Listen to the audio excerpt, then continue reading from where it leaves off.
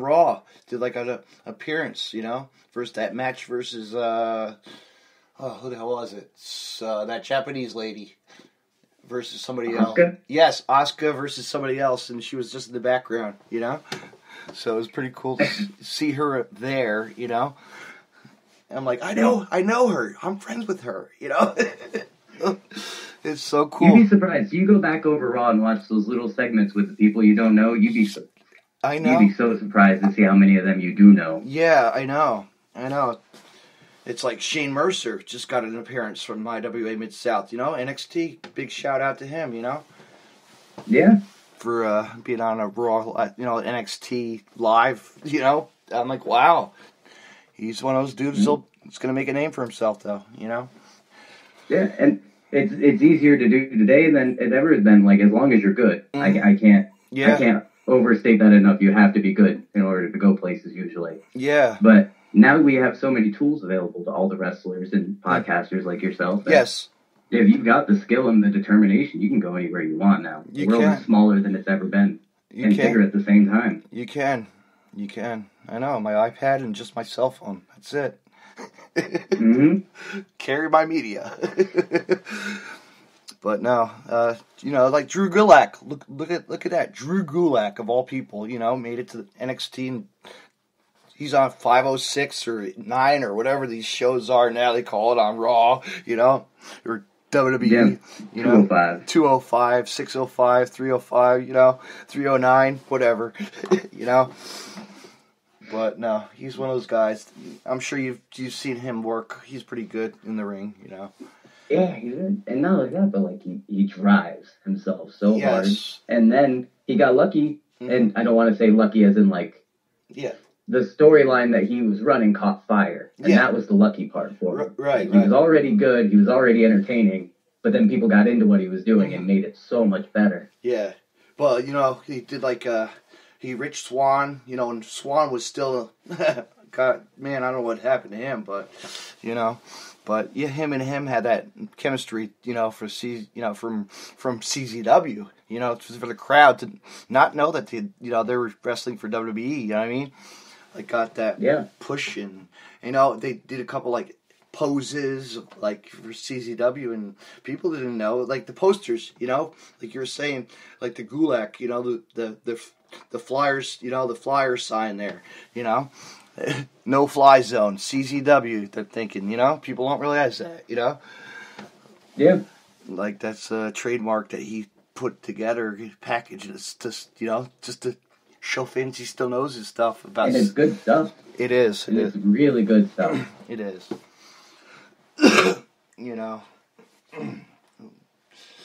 What questions do you have for me? How's that? Let's throw some randomness. I love any kind of randomness, wrestling, alternative music, movie, you name it.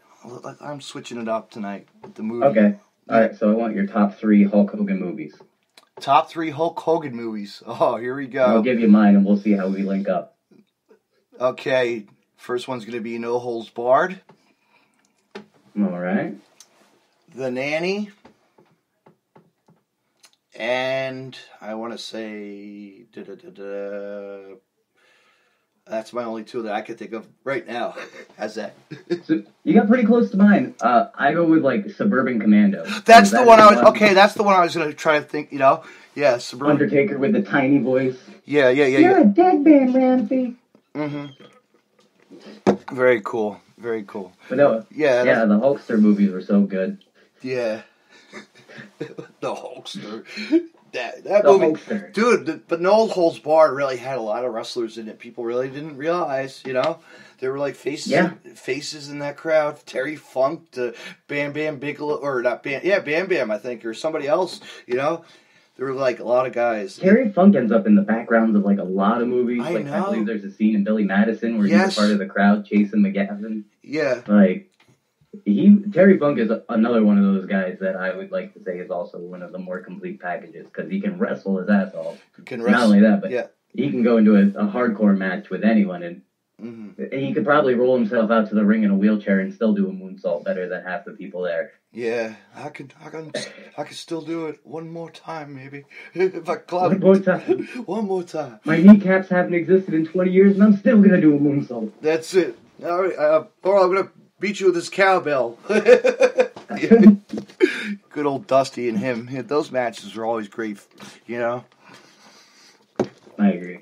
Him and Foley, you know, and of course Mick Foley, you know, Mankind, you know, Cactus Jack, the original, you know. Yeah. He comes by my place for the Knobles. Every time he's sharing that he's at Knobles. I'm like, Mick Foley's like a half hour away from me right now. Oh, really? That's so cool. He always goes to Knobles. That's like his little hangout, family vacation. Yeah. Yeah. That's cool. That was mine growing up too, because we lived so close. Yeah, Mick is an awesome dude. He's one of those guys I remember as a kid. You know, I went to my first like high school wrestling show, and there he is facing Eddie Gilbert. You know, in a hardcore match. Hot stuff, yeah. But it was like, wow, metal trash can rolling down a staircase. Like, you don't get that, you know, at a house show, you know, at a local promotion, you know, local show. I'm going to tell you this because this was the craziest thing I see. I was managing Action Ortiz against Rhino, and they were fighting up at the top of the bleachers. Right. And it was an okay size show, but it's still a small indie show. And this was like right when Rhino started popping back up on TV. And he had TV the following week. Right. And him and Action are fighting on top of the stairs. Doesn't Rhino roll down the entire auditorium worth of steps? Geez. Yeah. Just free falling. And like, I was standing next to Billy Gunn, and Billy Gunn's like, what the fuck? And off he goes. And it was amazing to watch a man who didn't need that at all. No. Roll himself down for everybody. Yeah. It's like, these guys do it, and it's like, wow, okay. They get to kick. You see the big fat guys doing it nowadays, though, at the shows. You see that? I crack up, you know? Yeah. The local indie shows, you're just like, hey, here's Big Jim coming down the staircase. Tumbling down. How many more stairs, you know? And he's out of breath, you know? But those moments are pretty cool, you know, to see like you know, like that's the wrestling like I grew up with, you know, like you want to see like the trash can getting thrown around, you know. Yeah, you wanted to feel something when you're watching. And a strap match, you know. Come on, you never had the leather strap, the original leather strap, not this bull rope stuff they got now, or you know whatever it is. You notice that wrestling hasn't brought that back, like that nostalgia. I wish they would, you know, bring like your old classic dog collar match, you know. Oh gosh. Huh? Right? Yeah. Dog collar. That's those were the matches, though, you know. Just take the ones you remember. Yeah. Roddy Piper versus Greg the Hammer Valentine. Come on, you know, locking it up with a chain. You know. Oh man, I do know. That was my dad. He was I think he was 40 when I was born. Oh, I'm 40. Well, hey, I'm 40. I'm 40, man. So I'm 40. I'm turning 41. His wrestling case of mine was like back 40 years, you know. Yeah. So like every time I try to watch wrestling, here comes my dad to tell me about a show that he saw with. Give me a second. Yeah. He was at a show. My brother told me the story, and I can't think of him right now. Yeah. Brody, thank you. Bruiser Brody. Okay. He was watching Bruiser Brody have a match, and they get bleeding, and there's blood flying everywhere. Mm-hmm. And this lady next to my dad goes, you know that's fake blood, right? Oh, jeez. So my dad ripped his popcorn bag, scooped up the blood, and put it in his mouth just to prove to her that it was. Oh! That's blood. That's and I'm like, are you serious? Yeah. And then my brother and my dad at the same time looked at me, they're like, it was the 70s. It was fine. Yeah. That's 70s. The 70s. Apparently people didn't get sick back then. Dude, I was lucky, and I actually saw Bruiser Brody inside the steel cage at the local Ice Palace by me, like, versus Chief Jay Strongbow. Yeah. Like, that's awesome. NWF Wrestling, it was called. National Wrestling Federation or something. But yeah. Can't find the DVDs, but you find the YouTubes, you know? Never, you know? It's almost easier to put it on YouTube than it is a DVD anymore. I know.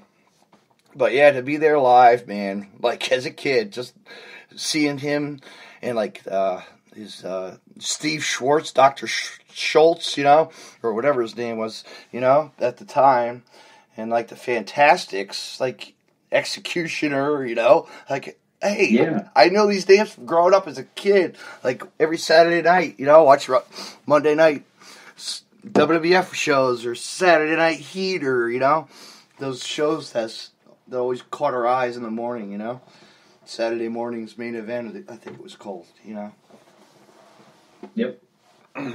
But yeah, those days, man, you know, bring back the good times. I wish they need to bring that cage.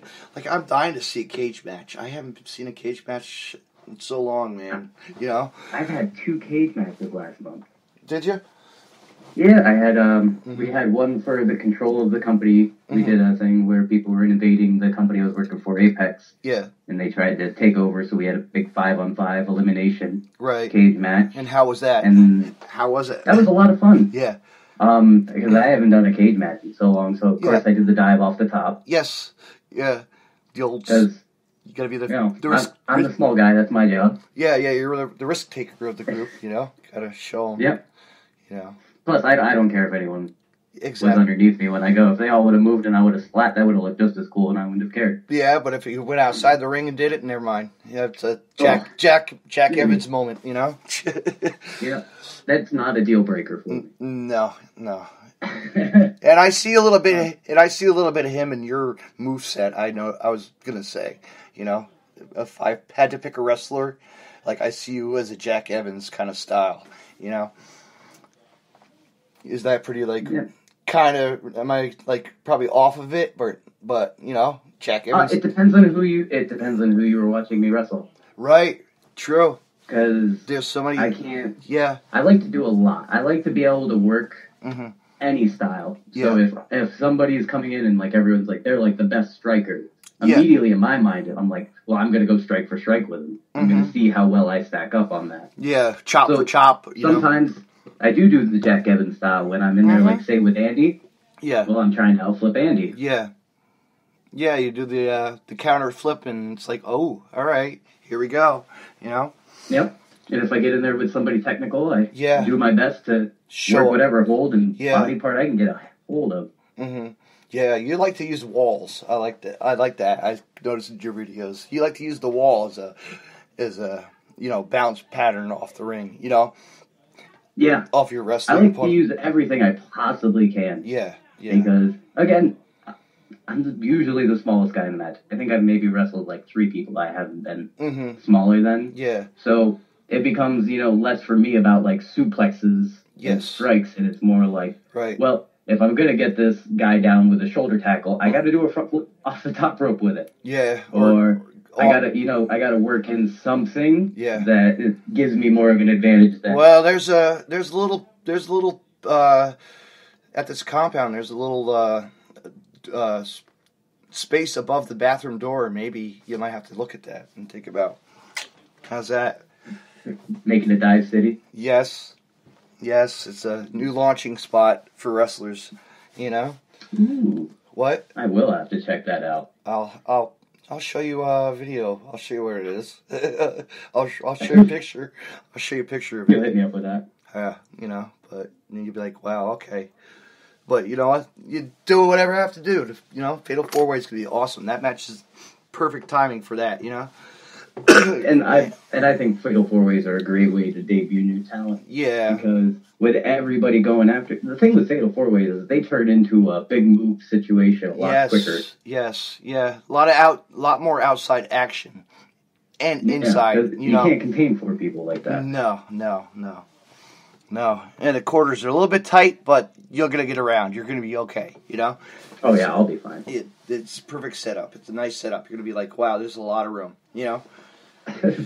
But like I said, that's not a concern of mine. I'm going to say the dive zone. How's that? That zone that I was just telling you is the perfect place to, you know, is, you could do it, you know? Because they have they got ladder set up by it too, so it's like, okay, I could, like just stand right there. Hop and skip, jump up. Yep, down. Do your awesomeness. But what other shows you got coming up? You got